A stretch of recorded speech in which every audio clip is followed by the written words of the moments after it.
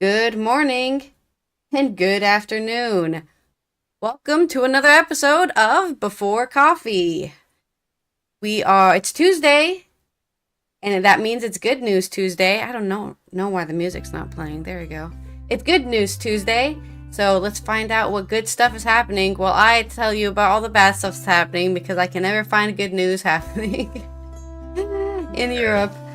So, with further ado, now we do this, and then we do this. Today on Before Coffee. Refugees win last-minute extradition reprieve after trying to return from a holiday. The Pope says conservative U.S. Catholics have replaced faith with ideology. I couldn't take it anymore. Holdouts quit Kupiansk after renewed Russian shelling. Commercial cargo ship is crossing ocean using wind wings like high-tech sails. Strong growth of the Dutch economy thanks to exports. Military veterans who lost limbs and received mortgage-free homes to honor their service as they, literally give an arm and a leg for a house. And today, on August 29th, 2023 edition of Before Coffee.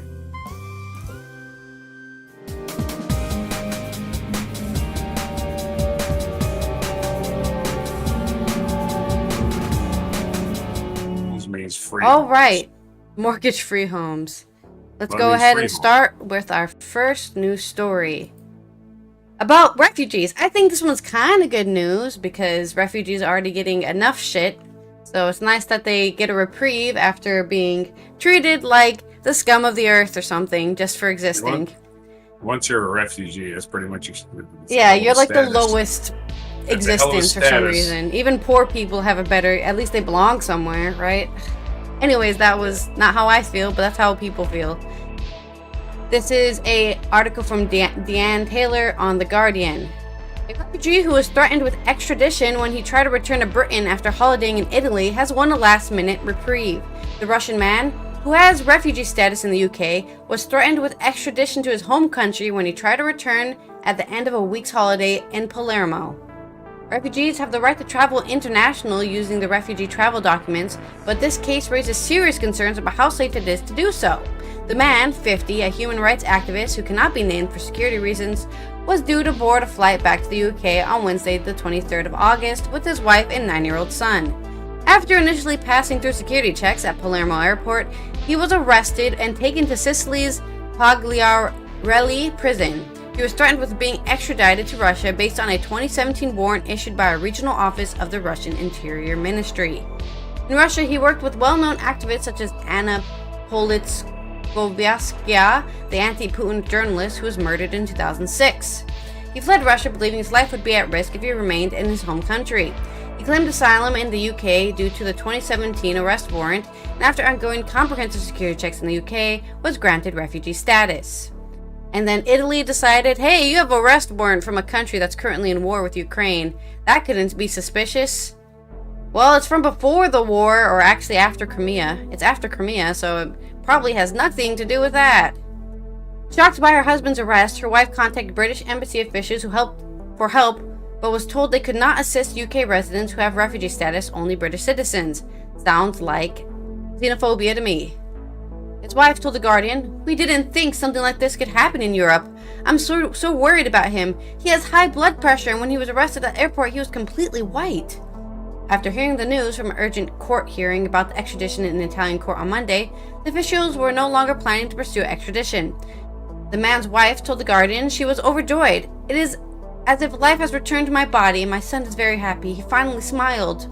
The UN High Commissioner of Refugees, UNHCR, in Italy intervened in the case and made submissions at the court hearing in Palermo on Monday. In its statement to the court, the UNHCR and the man was granted refugee status by English authorities. By the virtue of his status, he cannot be expelled, repatriated, or extradited to his country of origin. Especially since it's for asylum, right? It's not just refugee, asylum. I need somebody to keep me safe. I'm in danger in my own home country. So maybe you shouldn't send me back there. Just an idea. Following the court hearing, the man was released from prison on Monday evening and reunited with his family in Palermo. The family are hoping to return to the UK as soon as possible before some other Italian guy decides to put them in jail. The man's Italian lawyer, Luca Bonanno, thanked everyone involved in the halting of the threat of extradition. The decision of the Palermo Court of Appeal has finally restored this man's dignity, he said, thanks above all to the recognition of refugee status by Great Britain. The man's UK lawyer, Fahad Anasadi of Riverway Law, condemned the policy of foreign, Commonwealth and development offices not to support those granted refugee status in the UK if they get into difficulties abroad. My client found himself in the hellish position whereby he had no access to consular assistance while he languished in an Italian prison awaiting extradition to Russia, where he would inevitably have been executed. It is imperative that the government legislates to ensure that individuals to whom it grants protections continue to benefit from the protection by way of consular assistance when traveling overseas. A spokesperson for the Italian embassy in London told The Guardian before Monday's court decision, "We are aware of the case you mentioned. It is being dealt with by the Italian authorities in cooperation with their British counterparts. This is standard practice in such a situation." Okay, so when Brexit comes along, Europe, get away! When your refugees are getting threatened to be executed, now our problem, that sounds like an Italian problem. We're working with Europe on this issue, except for everything else. Okay, but there you go. It's a good story, an annoying story, but it's a good story. He's not being executed in Russia at this very moment. Some common sense was finally found, and he's hopefully going to return back to the UK, to his abode where he has asylum from not getting executed. Your next story. Yeah, asylum is supposed to be granted to you to keep you away from unjust political persecution. Yep. But he's got an arrest warrant for something political, basically. Yeah, he's okay. An anti-Putin activist. Nobody's figured out what asylum is in that part of the country, apparently. And Italy? Is Italy the ones trying to press charges? Or is it Italy is the one who got the warrant, right? When you scan people's ID or whatever. There's a warrant out for your arrest. Did you see why it was out for my arrest? No, we didn't look. And religion knows. This is from the Los Angeles Times, and the reporter's name is... Actually, it's from Associated Press. So they got the story from the Associated Press. Cheaters. No, it's not cheating. Andrew Medicini from the Associated Press. Pope Francis says conservative U.S. Catholics have replaced faith with ideology. Francis' comments were an acknowledgement of the divisions in the U.S. Catholic Church, which has been split between progressives and conservatives who, for decades, found support in the doctrinaire papacies of St. John Paul II and Benedict XVI, particularly on issues of abortion and same-sex marriage. Many conservatives have blasted Francis' emphasis on social justice issues such as environment and the poor, because, I don't know, maybe religion should be about the poor, while also branding as heretical his opening to letting divorced and civilly remarried Catholics receive the sacraments. Francis has made the comments in a private meeting with Portuguese members of his Jesuit religious order while visiting Lisbon on August 5th. The Jesuit journal La Subita Cattolica, which is vetted by the Vatican Secretariat of State, published a transcript of the encounter on Monday. During the meeting, a Portuguese Jesuit told Francis, 86, that he had suffered during the recent sabbatical year in the U.S. because he came across many Catholics, including some U.S. bishops, who criticized Francis's 10-year papacy as well as today's Jesuits. Francis, who hails from Argentina, acknowledges point, saying there was a very strong, organized, reactionary attitude in the U.S. church, which he called backward. He warned that such an attitude leads to a climate of closure, which was erroneous.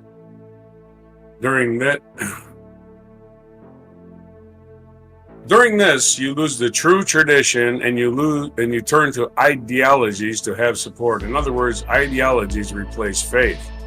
The vision of the doctrine of the church as a monolith is wrong, he added. When you go backward, you make something closed off, disconnected from the roots of the church, which then has this devastating effects on morality.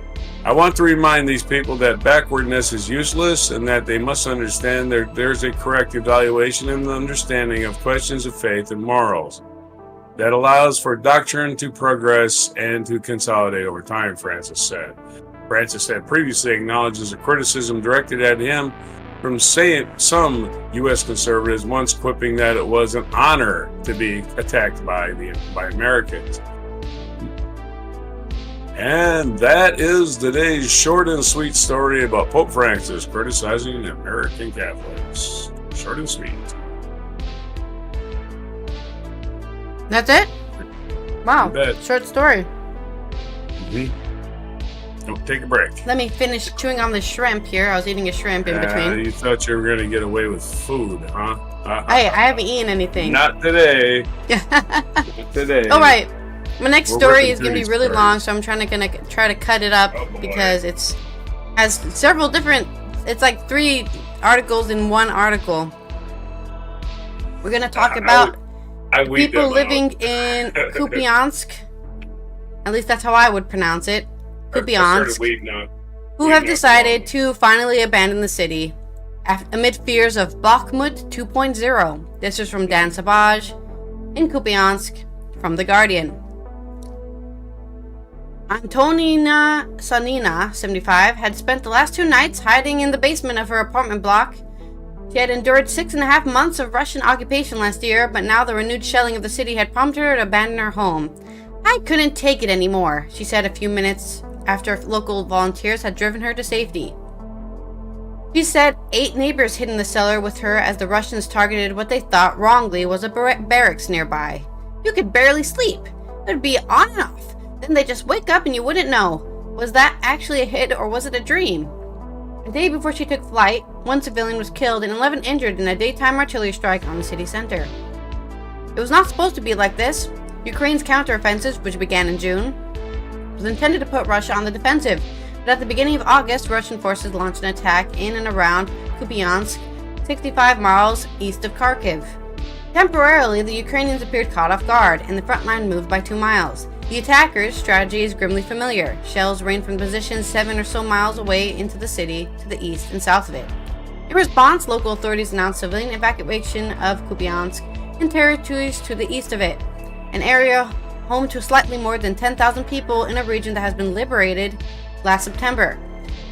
Colonel General Alexander Syrsky, the commander of Ukraine's land forces, visited the sector, discussed the reinforcements with local commanders, acknowledged that the situation had become, in his world, complicated. Kupiansk was badly damaged as Ukrainian forces liberated it nearly a year ago. The main bridge was destroyed, forcing drivers to take a low, muddy track to reach the center and the pickup points. We stayed on the relatively safer western side, collecting Sanina and a man relatively quickly, although the evacuation was complicated by a loud thunderstorm rolling in at the same time, its bright flashes and rumbles adding to the nervousness. Fortunately, no shells landed in West Kupiansk during the evacuation, which took an hour. Smoke could be seen rising from a handful of artillery strikes on the far side of the river as the rain eased. The closest Russian positions were on higher ground on the horizon, and some time after we left, more shells struck both sides of the city. From the processing center, the Muisenkos, which is a family, were driven to the Kharkiv, where they had been housed temporarily until somewhere permanent was found. For people who have lost their home and were facing an uncertain future, they were astonishingly cheerful. We may be old, but we just want to live, Zoya said.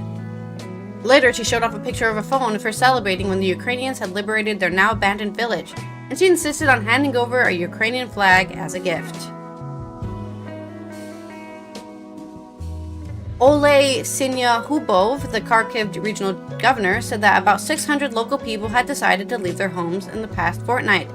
That left 12,000 remaining, who the governor argued were not necessarily pro-Russian, but rather often clinging to their basic ancestral home where all their relatives and family live. Those leaving get an allowance worth 2,200 hryvnia, or 47 pounds, each for 3 months to help them relocate, a sum sufficiently modest to make the poorest hesitate. Serhia Terviatia, a spokesperson of the Ukrainian command on the Eastern Front, said Russian forces were firing about 500 artillery shells a day between Kupiansk and Lyman, significantly more than the sector's defenders. If there are 4 strikes by Russians, we respond with 1, he said, although he added the defenders' position had been holding firm, a point reinforced by battle maps that show no recent changes in frontline positions. Soldiers on ground, however, talked darkly of fears that Russia, which has an estimated 100,000 troops in the sector, wants to make Kupiansk a Bakhmut 2.0, with a slow, grinding assault designed perhaps to restore its position to the line of Oskil. Outside of Kupiansk, a English-speaking soldier introduced himself, and it turned out he was a machine gunner redeployed to defend the area. Yeah, those machine guns are really good for suppression fire. So there's another article here about, I have no idea what, but I'm gonna end it there. I don't know why there's like a second article in the article about, I guess, people who are currently living, I guess soldiers who are currently living in Kharkov and how they're dealing with the warfare and their downtime that they do to keep moral, mental, and physical exhaustion away so they can continue to defend their front lines. But only not a lot of casualties. A lot of people were able to get out, but there's still 12,000 people out there who are holding on, saying, I'm also going to stand the line, and you're not going to take my village, you damn Russians. So that's our little update here from Ukraine and how the war is going. On to your next story. Need some Wolverines. I'm living in Red Dawn. The Wolverines. Yeah. Okay. Commercial cargo ship in Good News Newsday. We'll get on to the good news. It's better news. Anyway. This is from the Good News Network. Andy Corbley, who seems to write a lot of stories there. Commercial cargo ship is crossing ocean using wind. This is goodnewsnetwork.org, by the way. Commercial cargo ship is crossing ocean using wind wings like high-tech sails. It seems a bit silly, but merchant shipping, which long ago ditched its sails for eternal combustion, is now switching back, but not to any sail you've ever seen. It's called wind wings. The large wing sails measure around 100 feet in height and can be added to the deck of commercial vessels. Pyxis Ocean, chartered by U.S. Global Food Corporation Cargill, is the first vessel to be retrofitted with 2 wind wings. Produced by industrialization partner Yare Marine Technologies, they are expected to generate average fuel savings of up to 30% on new vessels, which could be even higher if used in combination with alternative fuels. Pyxis Ocean is now on the water, conducting her maiden voyage with the wind wings having recently launched in China. At Cargill, we have responsibility to pioneer decarbonizing solutions across all our planet supply chains to meet our customers' needs and the needs of the planet. Jan Dialman, president of Cargill's Ocean Transportation Business, said in a statement, "A technology like wind wings doesn't come without risk, and as an industry leader in partnership with the visionary ship owner Mitsubishi Corporation, we are not afraid to invest, to take those risks, and be transparent with our learnings to help our other partners in maritime transition to a more sustainable future." The Windwings project, which was co-funded by the European Union, is a retrofit solution that is capable of semi-decarbonizing existing vehicles. Over half of the world's merchant ship vessels are over 9 years old, so extensive retrofitting is a must.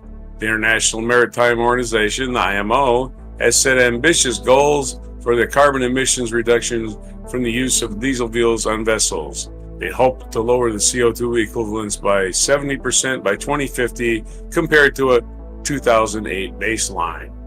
The performance of the wind wings will be closely monitored over the coming months to further improve their design, operation, and performance, with the aim that the Pyxis Ocean will be used to inform the adoption process across not only Cargill's fleet, but the industry. According to Cargill's release, on the average global route, Wind Wings can save 1.5 tons of fuel per Wind Wing day, with the possibility of saving more on trans-ocean routes.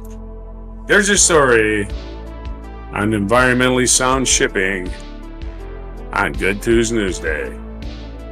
Yeah, I actually saw a little picture of that too, right?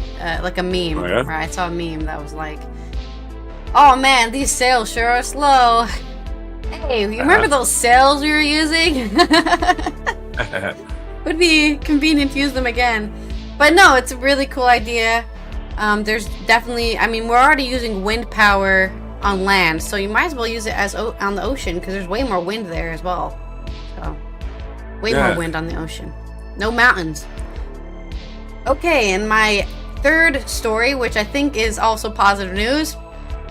The Dutch economy has grown strongly since the corona crisis. This is more of a local news story, but it's always good when economies are back and up, because that means less people are suffering as well. It's stronger than any other economy in the Eurozone. The economy was not only hit less hard by the corona crisis, but also recovering better thanks to growth in exports in 2021 and 2022. The Central Planning Bureau, CPB, has calculated. In addition, the Netherlands is becoming less and less dependent on Germany, its largest trading partner. The German economy is generally seen as important and influential for the Netherlands. If the economy in Germany is doing well, then the Netherlands is also doing well, and vice versa. If Germany sneezes, the Netherlands has a cold. It's a well-known saying, but that idiom is no longer valid. Germany is still the most important sales market for Dutch export products, but it's becoming less and less. This has become clear since the corona crisis. Dutch exports grew rapidly while the economy in the neighboring countries stagnated. Exports and re-exports to other European countries, especially Eastern and Northern Europe, increased, as did to the US and Asian countries such as China. According to the CPB, the Netherlands benefited from the expansion of the EU and China's growing economic importance. The Netherlands has therefore become less dependent on Germany for exports. In 1980, Germany accounted for 30% of Dutch exports, but in 2021, this was only 23%. The share in Dutch exports to Belgium, France, and United Kingdom has also declined. In the UK, this is mainly due to Brexit, of course.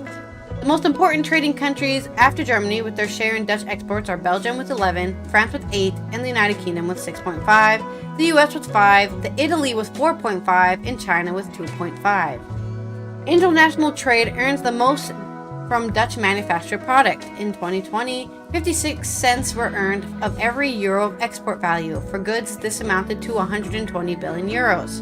In service exports, the added value amounts to 63 cents per euro, which is good for 100 billion euros. The export value is lower for re-exports, with 14 cents per every euro of export value. In 2021, this was 34 billion euros, so it's increased a lot, but not so much for re-exports. For the viewers out there, a re-export is foreign-made goods that are imported and are not hardly processed and then exported, so like a middleman situation that goes through the Netherlands. With the strong growth of Dutch trade economy in Europe and beyond, according to the CBP, the Netherlands and specifically Rotterdam can be regarded as the world's gateway to Europe. So, some good news. Economy's not going to crash after all. People were worried it was going to super duper crash. I think back in 2021, actually, even people were like, you better get ready, man. The economy's going to freaking plummet and explode. And it did, we were in a recession for a little bit, but it didn't feel as bad as 2008. Though in 2008, I was a child. So I don't remember how bad it was. Because I didn't have money back in 2008. I wasn't sitting there going, oh no, the value of my house has gone down. I didn't have that problem. So, that's the end of my story. Yeah, 2008 was a bad time to get called with a really long mortgage, or any mortgage. And I had 5 of them. Someone Not by choice. Here. Some of them were donated limbs. to you. And speaking of mortgages and paying an arm and a leg, I guess we'll make that bad pun again. Military veterans who have lost limbs receive mortgage-free home and honor to service. This is again from the Good News Network on Good News Day. Across the country, soldiers who came home mangled from the wars in the Middle East are receiving mortgage-free homes as a small measure of gratitude and honor for their sacrifices. Yeah, I'm glad they said that. Small measure. Small measure. In DeForest, Wisconsin, a medically retired former Sergeant Tori Hanja was recently given the keys to her new mortgage-free home. Walking through it alongside television cameras, he and his wife, Marcella, and their kids were overwhelmed by the gesture.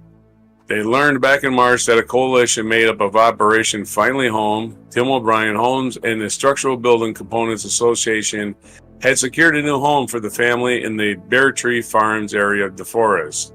It means so much to me. Perspective, I can't even put it into words. I'm just grateful, and I hope I deserve every bit of it. I feel like I don't, but I really hope I do. I hope I can live up to the standards that everybody looks forward to, he told Channel 3000 after cutting the ribbon in front of the house. For an even more unfortunate soldier, retired Army Sergeant Shane Parsons, the gesture was even more grand. The wheelchair bound after losing both legs and suffering a traumatic brain injury, the Gary Sinise Foundation built a smart $100% accessible home for the man, his wife Jennifer, and their two sons Owen and Emmett. In the living situations we had, we could really live through 70 to 80% of the house. It was about as much as he could access, said Jennifer, adding that this new home is all built specifically for him. Even though he's already a wonderful dad, it's going to allow him to be more hands-on, be able to participate more where before he wasn't able to. Located in central Ohio in Plain City, Shane said he's looking forward to settling into a normal life. The Gary Sinise Foundation has provided 80 mortgage-free homes to veterans who have lost physical capacity in some form or another. And while the process isn't fast, it's certainly very rewarding. It's surreal. I can't believe I'm actually in my own house, my own home, Parsons told WCMH. I keep thinking that I'm in somebody else's house. And there's one comment. Well, if you all know who Gary Sinise is, watch the movie Forrest Gump. He's Lieutenant Dan, who loses both legs. Yeah. In a enemy attack in Vietnam. Your story. Okay. Well, I hope Lieutenant Dan got that mortgage. Lieutenant he's dead Dan by got now. Lieutenant He's not real, and two, he's dead by now because he's Vietnam. Not. Vietnam wasn't that far long ago. Come on now. Vietnam veterans are still living. Okay, maybe he's still alive. Sorry, I apologize. Okay, but it's too late for him to get a house. No, it's not. He's a billionaire. Oh, right. He was he owns a fleet of shrimp boats, man. Yeah. All right. Okay, in culture news. We gotta rewatch Forrest Gump, man, because you've completely lost it. You lost the story. All right. In culture news, Burning Man attendees are calling climate activists the privileged ones. Okay. Oh my. Here we go. Protesters arrested after blocking a route to the festival, leading to fiery exchanges and threats. This from Michelle Lecoq. I don't know how to say that last name. Michelle Loke from The Guardian. The road into Burning Man is a rural two-lane highway winding through northwest Nevada. Approximately 80,000 people make an annual pilgrimage to the beloved Bacchanal, many hauling trailers and RVs across miles of scorching desert in order to make it to their fabled Gomorrah. This year, however, climate activists temporarily halted the influx of eager festival goers, blocking the road with a 28-foot trailer, causing a bumper-to-bumper traffic jam for over an hour. They clashed with outraged Burning Man attendees as well as Nevada Rangers. In the recent years, Burning Man has drifted from its hippie roots and become better known for its luxury RVs, wild orgies, and Silicon Valley bros. Protesters from the Seven Circles, a coalition of activists representing the climate groups Extinction Rebellion, Rave Revolution, and Scientist Rebellion, demanded that Burning Man ban private jets and single-use plastics, as well as unlimited generator and propane use. Sign painted with slogans "Burners of the World, Unite," "Mother Earth Needs Our Help," and "System Change" were erected around the blockade, while 4 activists changed themselves to the trailer, locked armed through PVC pipes. The activists had driven to the site they'd chosen for the action in separate vehicles, stopping on the road while the driver of the trailer pulled ahead and turned to block both lanes. People in the car stuck behind them initially believed there had been an accident, and they emerged from their vehicles asking if everyone was okay. The protesters scrambled to erect their signs and flags amid the confusion, and when onlookers realized it was a climate protest, many quickly became incensed, huffing back to their cars, frustrated at the inconvenience. "They're delusional! It's idiocy!" boomed Molly, a festival attendee. "They think they're going to fix climate change by blocking Burning Man? I don't care what their argument is, they can go fuck themselves." The festival, which originated as an underground gathering in 1986 in San Francisco, has anarchist and counterculture roots. Unlike a typical festival, participants build the event themselves, transforming a 4,000-acre dried lake bed into an ephemeral metropolis. I got the word out. Called Black Rock City, by bringing in their own infrastructure, food, water, and entertainment in lieu of the program musical headliners. Burning Man's radical ethos also mandates that within the event's grounds, no money can be exchanged, and brands are prohibited from advertising their products. Here featured is attendees climbing an art installation at an earlier Burning Man festival in Gerlach, Nevada. Very famous, a bunch of just dust everywhere, people on bikes, and basically a bunch of cars stacked on top of each other. So, a very famous photo of Burning Man from, I don't even know, probably 2012 or something. However, in recent years, Burning Man has gained a cultist popularity among Silicon Valley technocrats, as well as celebrities, influencers, and others who treat the gathering as a photogenic opportunity to network, post selfies, and experiment with psychedelic drugs. It's gone mainstream. Many in these moneyed ranks choose to spend the festival in gas-guzzling luxury RVs because hot weather is scary. Rising temperatures in Black Rock Desert, which hit a record of 103 Fahrenheit on last year's edition, have led to an increasing reliance on the air-conditioned fueled-by generators. Concerns over the illegal dumping of trash have also led federal officials to capping attendance at 80,000 against the festival's desire to continue growing. Burning Man attracts the elite of elites to a party and to pretend that they're a classless, moneyless society, said Tommy Bianco, co-founder of the Rave Revolution. But more private jets than ever are flying to the burn. We're burning propane for fun. Their air-conditioned domes are getting bigger every year. Anthony Collins, another co-founder of Rave Revolution, added that the tech utopianism woven into Burning Man culture had endangered a sense of complacency among many of its attendees. There are a lot of people thinking, "Oh, I'm a vegan, I drive an electric car, I'm working in sustainability," she said. It's very technocratic, privileged mindset. In addition to their concerns over Burning Man's carbon footprint, which reached 100,000 tons of CO2 a year in 2019, the activists hope the protest would highlight how our climate emergency requires wider systematic change and is needed beyond the personally transformative experiences of a self-realization that can occur at a festival. Burning Man organizers say they are making efforts to be greener. In their 2023 sustainability report, festival organizers celebrated their recent success, launching pilot programs for solar panels, offsetting their emissions through purchasing carbon credits, and supporting sustainability-minded camps as they work towards the goal of becoming carbon negative in 2030. However, the activists believe these steps are insufficient to mitigate the catastrophic rate of global warming. Not all of the people stuck behind the roadblock were Burning Man attendees. In a fiery exchange, one man angrily shouted that he was a working-class person who was trying to get to work.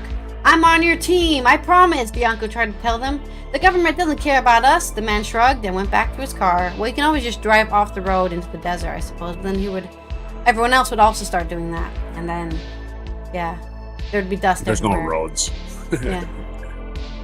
The individualization of systemic problems under late-stage capitalism is crazy, Bianco later said. Wow, he really is the working class. Did you hear that?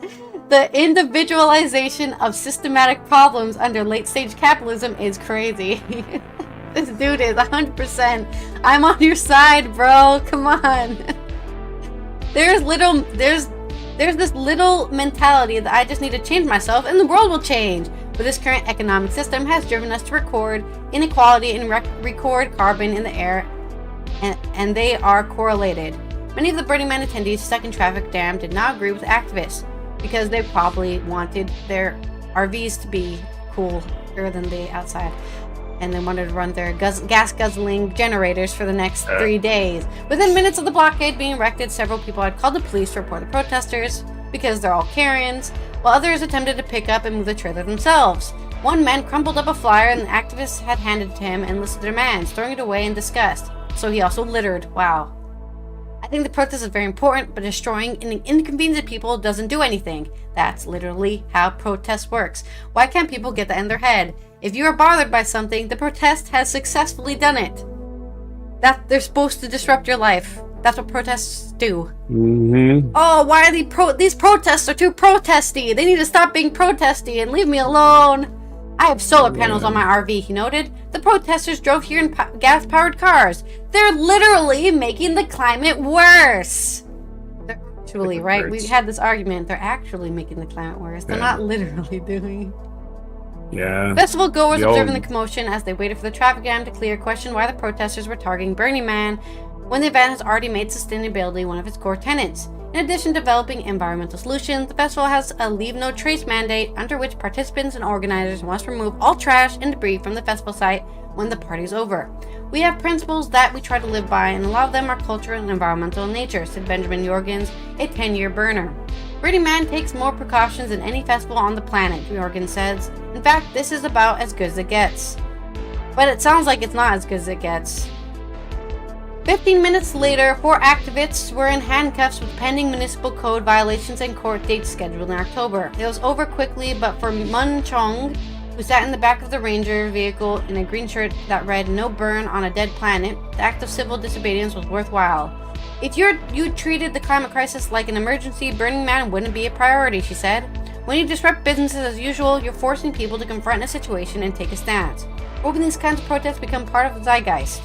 What is being late to Burning Man in comparison to having your entire planet on fire? Great way to end that. Great quote to end that. And on to this day in history. That's right. You can't do anything if your planet's on fire. Burning Man is so ironically titled, right? Yeah. It's like we're literally burning in this planet. Oh, and we're going to do this out of order. We're going to do, did you know it was National Chop Suey Day? Oh, really? Yeah, wake up. Grab your brush and put on a little makeup. That's right. I knew you were going to. I was waiting for the next line. Yeah, the song, Chop Suey. But not the song, the actual dish. Yeah. Yeah. Anyway, well, this is just, it's mostly a conglomeration of stuff you get left in the refrigerator anyway. So that's probably what the song was. All right, so, but with this day in history first, and 70 CE, Jerusalem fell to Roman forces, which included Josephus, a former general of the Jewish army who had defected to Rome, marking the collapse of the Jewish state. Well, he was kind of a Judas before Judas was a thing. 1261, Urban IV, who had held the bishopric of Vernon and was Patriarch of Jerusalem, succeeded Alexander IV as Pope. In 1632, English philosopher John Locke, whose works lie at the foundation of modern philosophical empiricism and political liberalism, was born. So John Locke was born on this day. Long story short, in 1756, the 7 Years' War ended.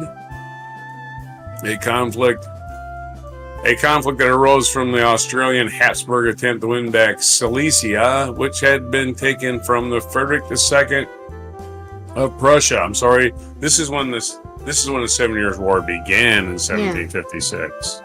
Okay. In 1842, China signed the Treaty of Nanjing, providing for the secession of Hong Kong to Great Britain. The opening of the 5 treaty ports, the rights of British nationals, and accused criminal acts of China to be tried in British courts and limitation on duties and imports and exports. Boy, China really signed over some crap to Great Britain there, huh? 1862, Union Major General John Pope opened the Second Battle of Bull Run, also called Second Masses, with heavy but futile attacks on Confederate General Stonewall Jackson during the American Civil War. In 1877, Brigham Young, American religious leader and second president of the Mormon Church, died in Salt Lake City, Utah. In 1893, American businessman and inventor Whitcomb L. Judson was granted the U.S. patent for the clasp locker, which has evolved into the modern zipper. So happy birthday to the zipper, which was called the clasp locker. That's hard to say. Clasp locker. Combine them vowel and consonant sounds together. I can see why zipper caught on. 1915, Swedish actor Ingrid Bergman was born, known for her natural charm, intelligence, and vitality. Also being in, what's that movie with Humphrey Bogart? What's that one called? He's looking at you, kid. Casablanca. Casablanca, yeah. I was like, I know that name, but I don't remember actors' names. But yeah, Casablanca is like the movie you have to watch for film school. I think I've watched it 15 times now because, like, oh man, it's so good. It's such a good film. Oh yeah. Classic Hollywood film. 1949. With that, but it's good. 1949 movie. The Soviet Union tested its first atomic bomb on this day.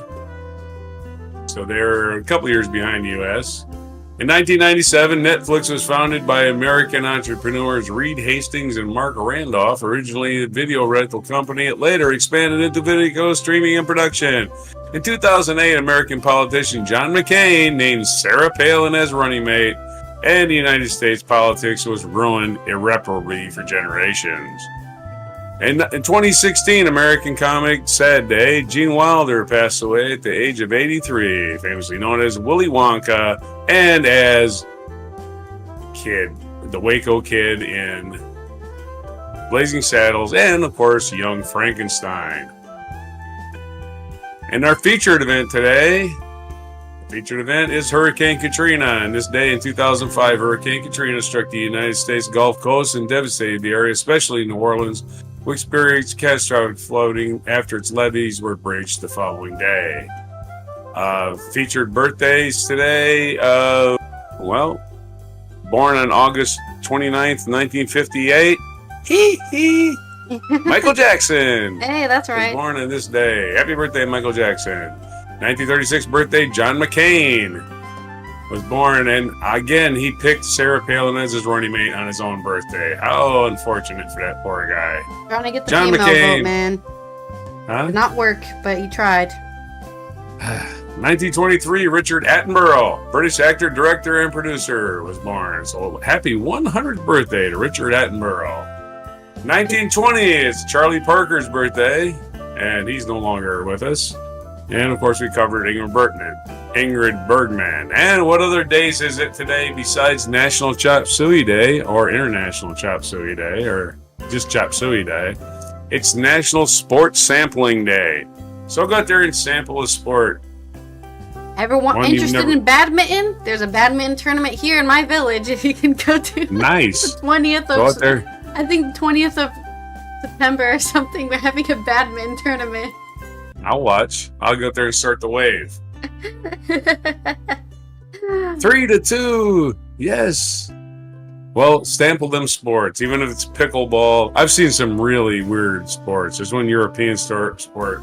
It's kind of like table tennis, but they use a big ball and they use their hands and you can't touch the table. I don't know. I've filmed a lot of interesting sports when I was working for that production company. I don't know why, but in Baltimore, there's a bunch of people just coming up with cool, like palm tennis.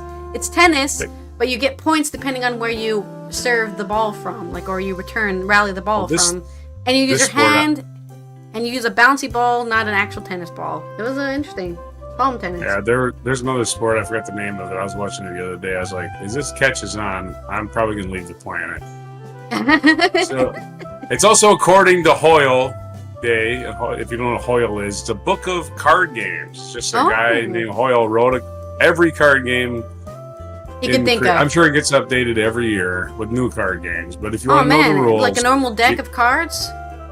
Just any card game, not a normal deck. Any card game. It can be Yu-Gi-Oh? Pinochle. Pinochle is a whole different type of, and it's just a book of card games. National Chop Suey, we covered. It's National Lemon Juice Day, so that's some lemon yeah, juice. my favorite juice. Hell yeah, squeeze a lemon, and it's Into International International Day Against Nuclear Tests. International Day Against Nuclear Tests. So that's our day roundup. Let's not I destroy don't New know. Mexico's. What famously what they said in Oppenheimer was something like, "Oh, what is anybody living there? Oh yeah, just some ranchers. Who cares about those like 5 ranchers? We're just gonna blow up a nuclear bomb, and they're gonna be like, the fuck is going on? Because it was a secret, so obviously they don't know there's about to be a nuclear bomb set off. So they're just like, taking care of their horses or whatever. Suddenly there's a freaking not a rampage. But I can't think of. Well, it was out in White Sands on missile range where there's not a whole lot. Although if you go out to White Sands, there's footprints you can find that have been there for thousands of years. Yeah, because nobody's walked over there. They just happened to walk over it that where it just calcified or hardened or whatever over time, and they're preserved. Yeah. Anyway, that's today's stories, and that's everything for today. Go ahead. Well, this has been Allison here from the Netherlands, who's excited to try different sports and have some chop suey. I don't know what is in chop suey, but I guess I'll look up the ingredients and then we'll try to chop our suey here, and we'll listen to some System of a Down Toxicity album for the next hour as we get hyped up for that chop suey. Why'd you leave the keys up on the table? Here you go, creating another fable. 1 or 2. Yeah. All right. And that's Roger from the United States. Gonna just go back to sleep, hopefully. It's Tuesday, and it's August 29th, 2023 for the comprehensive news of planet Earth on Before Coffee.